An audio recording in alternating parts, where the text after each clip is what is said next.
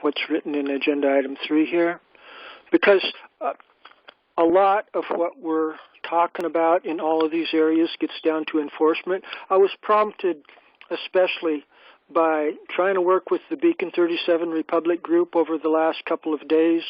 There's a new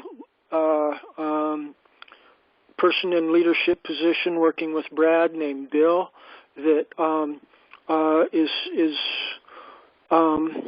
they're taking things in a new direction, but a lot of the issues that they're concerned about relates to lack of enforcement. That's why their leadership is catering to the banking institutions, because they think it's impossible for we the people to actually have enforcement. And I know Michael has raised this issue too before, that we just don't have enforcement. This is a serious issue to a lot of people, and the more I've thought about it, that's, economics, judicial process, everything is dependent upon the ability to obtain enforcement. And that's why our town constable peace officers are the most populous of any officers in our common law system.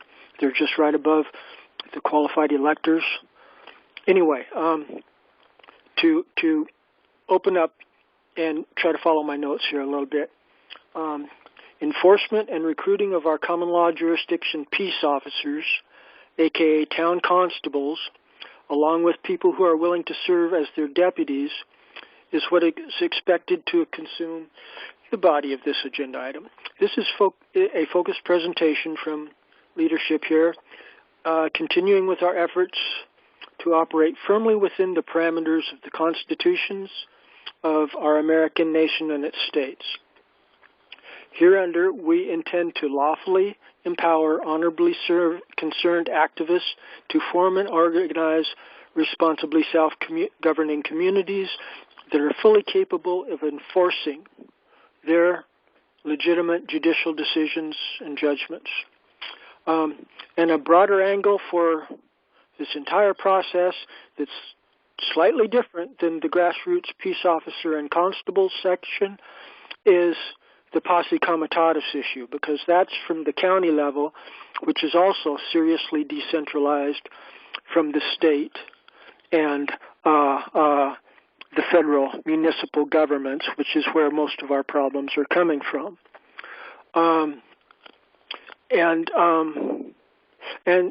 so there's a couple of different angles here, each of them worthy of immense study from both town constables and peace officers on the one hand, and then Posse Comitatus tradition on the other hand. Both of those converge to affirm that we really do have these constitutionally lawful authorities to exercise enforcement jurisdiction through executive officers, town constables, in our local jurisdictions. And to touch a third perspective there, citizens' arrest. We have these rights. They are recognized. It's just a lack of organization. But to step back from those 3 points and to lead into the main body of my proposition that I worked on a few hours last night, that everybody knows that we've discussed before how the Exodus 18 model of government has been carried over into our common law tradition. And here we quote Exodus 18 in our scrolling down the agenda item there a little bit, Lewis, if you might be able to track with me. The Exodus 18 is down below those web links in our agenda item a little bit, and it links to the Blackstone commentary, where Blackstone clearly affirms that the common law of England is based upon the Exodus 18 model of government. Okay, that's a really important linkage, that William Blackstone citation. And then, once this entire constitutionally embraced American Protestant Christian process is clearly comprehended as being firmly linked to these ancient biblical Torah law roots, then other biblical Torah law sources are logically and reasonably assumable to be legitimate sources for modern interpretation and applicability under our modern American constitutional law. And hereunder, I would like to delve into a citation which solidly links this entire process from the Exodus 18 model of government that's affirmed in Blackstone's quotes as being part of the common law, to a quote from the biblical Torah law book of Numbers. And I ask our atheist agnostic friends to endure with me. It does have relation to the real world, even though I engage in a little bit of cherry-picked Bible thumping, as I textually quote from the book of Numbers, chapter 1. I hope you'll all bear with me as I go through this. Thank you for pulling that up, Lewis. Yes. And the Lord spoke unto Moses in the tabernacle of the congregation after they were come out of the land of Egypt, saying, Take ye the sum of all the congregation of the children of Israel, after their families, by the house of their fathers, with the number of their names, every male by their polls. And that word polls is open. A lot of people hate modern politics, but when it's done right, under the Israelite model, polling and politics is a good thing. But continuing on, verse 2, every male by the polls. Verse 3, from 20 years old and upward, all that are able to go forth to war in Israel, thou and Aaron shall number them by their armies. Okay? This is biblical Torah law. This is lawful authority to command how true Israel is to be governed. We're not supposed to have any standing armies. The able-bodied men that are governed by the laws of Israel, the biblical laws, are supposed to have citizen soldiers from 20 years old and upward. The men, they're able to go forth to war. In common law and constitutional law terminology, that's able-bodied men. Okay?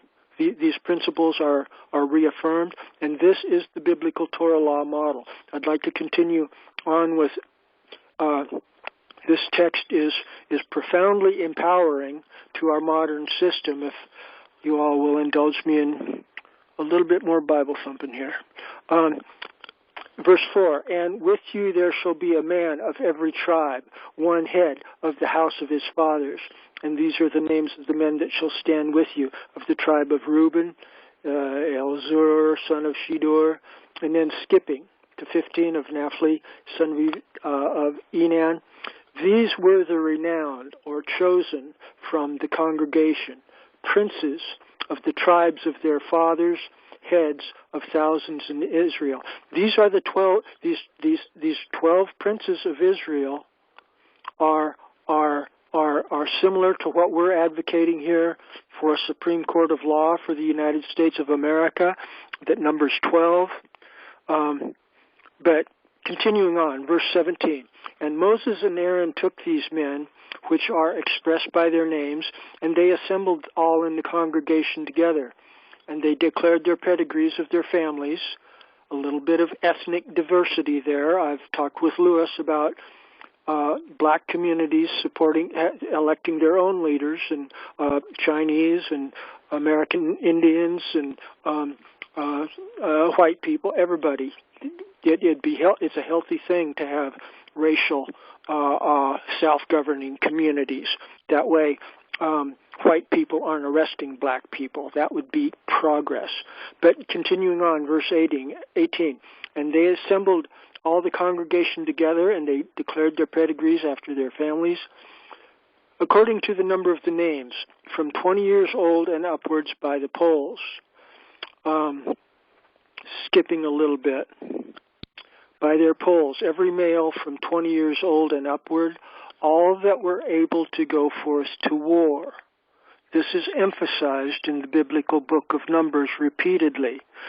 If the people who believe in manifest destiny and that America is New Jerusalem, this is applicable if you're supporting that kind of a model. And it has to be grassroots, bottom up. It can't be the modern American military-industrial complex.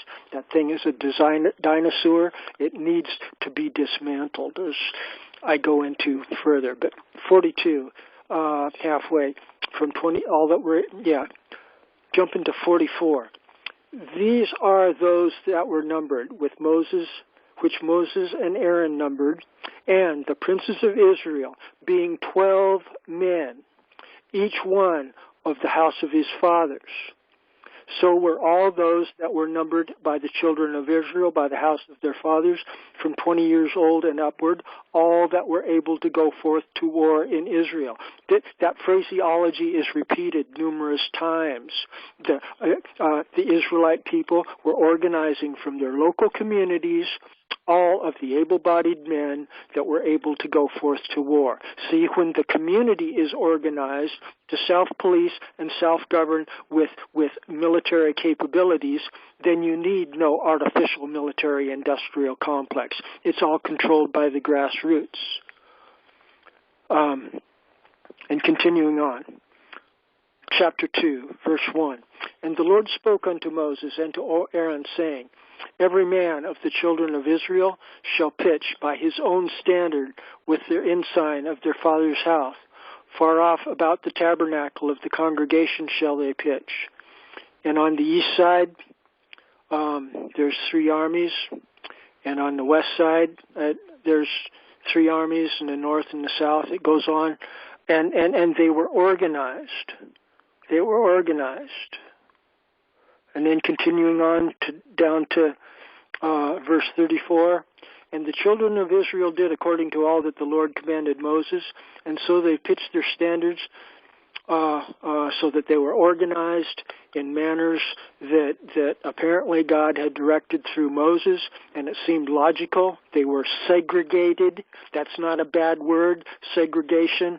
That's allows for self-governing communities by bloodlines. That's a good thing, I do believe.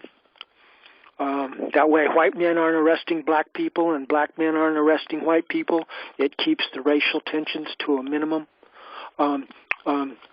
Anyway, continuing on from the quote. This text has profound implications, not only for reorganizing the entire military-industrial complex of our United States of America, but also for reorganizing all the military machinery of all Protestant common law tradition nations, Britain, Scotland, Canada, and continuing on to all other nations of the earth. Eventually, some of them at least are in their lawyers and stuff, their judicial process. Every nation on earth is at least somewhat familiar with common law tradition, and thereunder we could start planting seeds, because common law tradition is biblical Torah law tradition, and that's where the metaphysical spiritual realm starts blessing us. Continuing on, applicable collective community court. Charles, if can you pause for a moment to take any questions thus far on anything that you've covered? Yeah, I guess I could here, Lewis. I've been kind of racing through this. As long as we stay on point here. A couple of things. I'd like to get your definition or your comprehension of here, verse 2. Every man of the children of Israel shall pitch by his own standard with the ensign of their father's house, and also verse 34 here, and the children of Israel did according to all that the Lord commanded Moses, so they pitched by their own standards. Can you speak to that word? How is this word pitched? They each of the men of children shall pitch by his own standard. Can you speak towards that? Yeah, that's King James wording that is a little bit archaic. and the standard is like a flag or a badge or some type of a symbol. And I think the tradition here was either it was a pole with an eagle's head on top of it, or a flag or something like that. Is the translation of that terminology, I believe. So in 34, you would say that. Oh, go ahead, Chris. I'd like to hear. Yes. Thank you so very, very much. Didn't mean to invade, but when they're talking about pitch, you have to realize the context of what they're speaking of, and they were there, so they knew implicitly what they're talking about, but I believe you'll find they were pitching tents to take temporary lodgment in, if I interpret it correctly. So in 34, verse 34, and the children of Israel did according to all that the Lord commanded Moses. So they pitched by their standards, simply that they set up their housing or their tenting by their standards, not regulated by any others. I think their tents were identified by a spear, a post, a staff in the ground that had a nomenclating flag that tells you which one of the 12 or 13 tribes they may have been with.